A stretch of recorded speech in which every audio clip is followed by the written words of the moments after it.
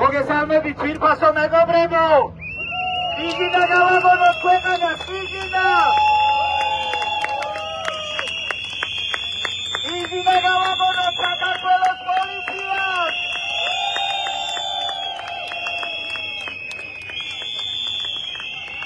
პირველი რაც მინდა უთხრა საქართველოს პოლიციას, ჩვენ დღეს სამტროდ არა ვართ მოსული აქ. ამ სიტყვებზე სრულად ვიღებ პასუხისმგებლობას.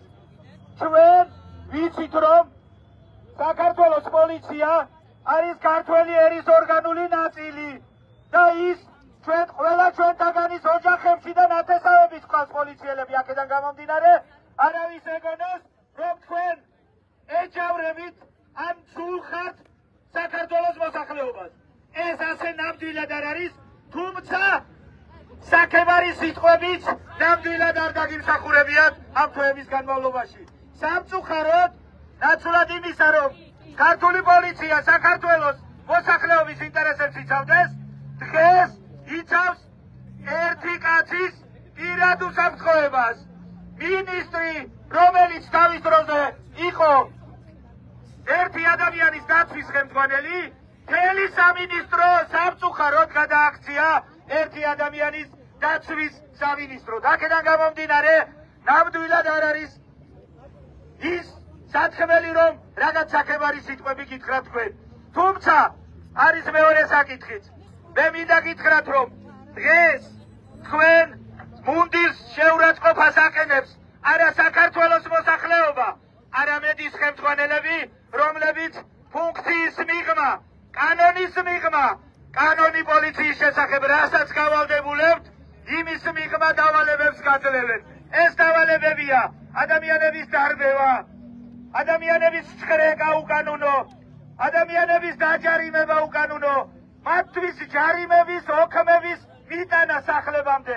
მე ძალიან უწუხარ, რომ დღეს ქართული პოლიცია არის რაღაც კურიერის ფუნქცია შეთავსებული და ამ საჯარიმო ოქმებს ატარებს. ოჯახ-ოჯახ, მე მაგალითად 17-მდე ოქმი მომიტანეს და პოლიციის თანამშრომლები, რომლებიც ამ ოქმებით იყვნენ ჩემთან წარმოდგენილი, ძალიან წუხდნენ და ძალიან სავალალოდ გამოიყურებოდნენ.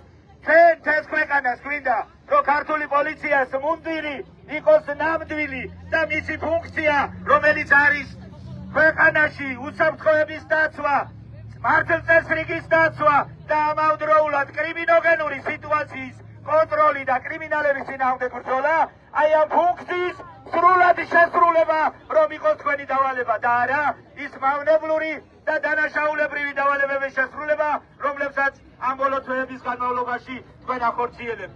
მე მინდა გითხრათ ასევე, რომ თქვენ ღირსების საკითხია მუნდირი ატაროთ ღირსეულად.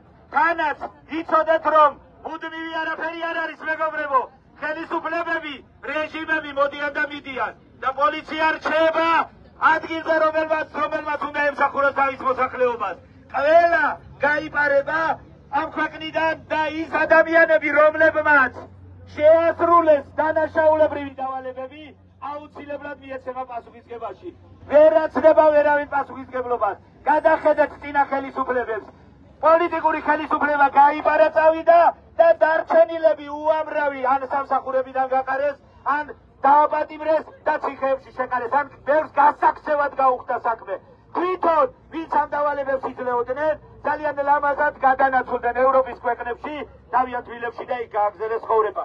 ამიტომ მოგიწოდებთ რიგით პოლიციელებს, რომლებიც უამრავ უფრო ბევრი ხართ, ათასობით, ლამის 10,000 გახდით უკვე, მოგიწოდებთ, რომ აი ამ დავალებებს, რომლებიც არის დანაშაულებრივი, რომლებიც არის უკანონო, არ შეასრულოთ, იმიტომ რომ აუცილებლად მოგეთხოვებათ მე ამაზე პასუხი და თქვენი პასუხისმგებლობის საკითხს დააყენებს მთელი ერი, როცა ხელისუფლება შეიცვლება. თქვენ გარწმუნებენ, რომ ძალიან მონოლითები არიან. 2028-შიც გაიმარჯვებენ, 2032-შიც და არ ვიცი მე, ალბათ 2048-საც ფიქრობენ. დამერწმუნეთ, არ არის ეს ხელისუფლება ისეთი მაგარი და მონოლითური, რომ ის არ გადავარდეს. ის გადავარდება დაემხობა და სავალალო საშინელ მდგომარეობაში აღმოჩნდებით თქვენ. და ბოლოს მინდა გითხრათ, რომ გადამწყვეტ ბრძოლაში, რომელსაც ქვია საქართველოს გადარჩენის გადამწყვეტი ბრძოლა. მე დარწმუნებული ვარ, ჩვენ დარწმუნებული ვარ, რომ საქართველოს პოლიცია ხალხის მხარეს დაიჭერს, ისე როგორც 1999 წლის 9 აპრილს დადგა ხალხის გვერდის საქართველოს პოლიცია.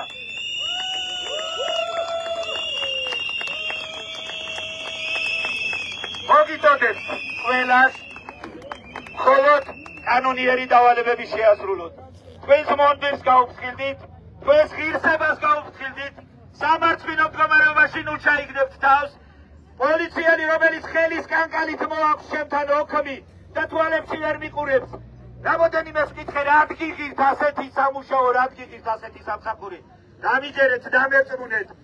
აუცილებლად დაემხობა რეჟიმი, ყველა რეჟიმი დამხობილა და თქვენი მდგომარეობა იქნება სავალალო. გაუფრთხილდით მუნდირს, გაუფრთხილდით თქვენს მომავალს და იბრძოლეთ იმისათვის, რომ ევროპაში აღმოჩნდეს ეს ქვეყანა და ევროპული პენსიები გქონდეთ, ევროპული დაზღვევები გქონდეთ, ევროპული წარმატებები გქონდეს ამ ქვეყანას. დარწმუნებული ვარ, თქვენი შვილებიც ვეღარ მიაღწევენ ევროპის უნივერსიტეტებს.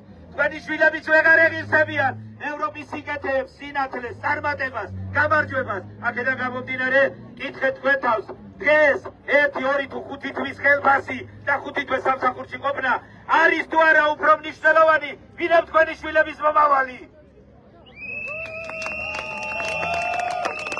საბოლოოდ მე მაინც ვჭამს და საქართველოს მოსახლეობის უმრავლესობას ჯერავს, რომ განვლილი მაგალითებიდან დასკვნებს გამოიტანთ და კიდევ ერთხელ ვიმეორებ, საქართველოსთვის გადამწყვეტი ბრძოლის დროს ქართველი ხალხის გვერდით გვეგულებით.